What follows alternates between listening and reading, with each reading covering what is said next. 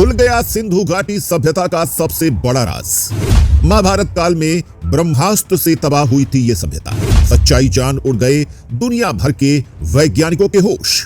5000 साल पुराने radio active नर कंकालों ने खोला इस सदी का सबसे बड़ा राज। माया इजिप्ट जैसी सभ्यता से भी ज्यादा उन्नत थी ये सभ्यता। सनातन धर्म ही था शुरुआत में, पशुपति और शिव भगवान की मूर्ति के अवशेषों से साबित हुआ। सनातन धर्म ही असली और एक केवल धर्म है। साल 1830 ब्रिटिश फौज का सैनिक चार्ल्स मैनसन घूमते हुए मॉन्टगोमरी जा पहुंचा और उस इलाके में उसे बहुत ही अनोखी चीजें दिखाई दी और उसने अंदाजा लगाया कि ये कोई पूरा का पूरा शहर है। जिसके बाद से दुनिया भर के आर्कियोलॉजिस्ट में उस जगह जाकर खुदाई करने की होड़ लग गई। और दोस्तों, जब उस जगह पर खुदाई की गई तो वहां जो चीज निकली उसे देखकर पूरी दुनिया हैरान हो गई। जी हाँ दोस्तों, ये जगह भारत के उत्तर पश्चिम में मौजूद थी और इस जगह को नाम दिया गया सिंधु घाटी सभ्यता। जी हाँ दोस्तों, वही सिंधु घाटी सभ्यता जिसके राज आज तक कोई भी सुलझा नहीं पाया।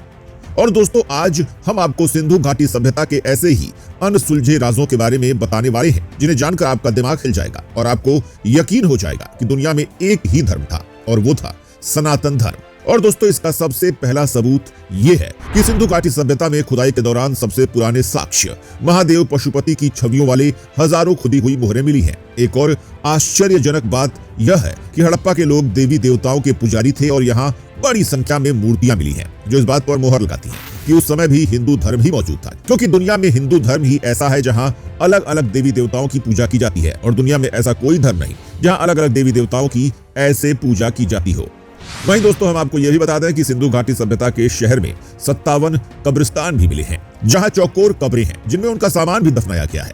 मोहनजोदड़ो में कुल 44 मानव कंकाल भी मिले हैं जिनमें एक माँ, पिता और हाथ पकड़े बच्चे भी शामिल हैं। इन लोगों की मौत कैसे हुई इसे लेकर अब तक वैज्ञानिकों के पास कुछ खास जवाब नहीं है। और दोस्तों, इन कंकालों की सबसे अजीब और खास बात यह है कि ये कंकाल रेडियो एक्टिव हैं। जी हाँ दोस्तों, और ऐसा तभी हो सकता है जब ऐसे किसी हथियार से इन पर हमला हुआ हो जो परमाणु ऊर्जा के सिद्धांत पर चलता हो। और दोस्तों, ठीक ऐसा ही एक हथियार हमें अपने शास्त्रों में देखने को मिलता है और जिसका नाम है ब्रह्मास्त्र।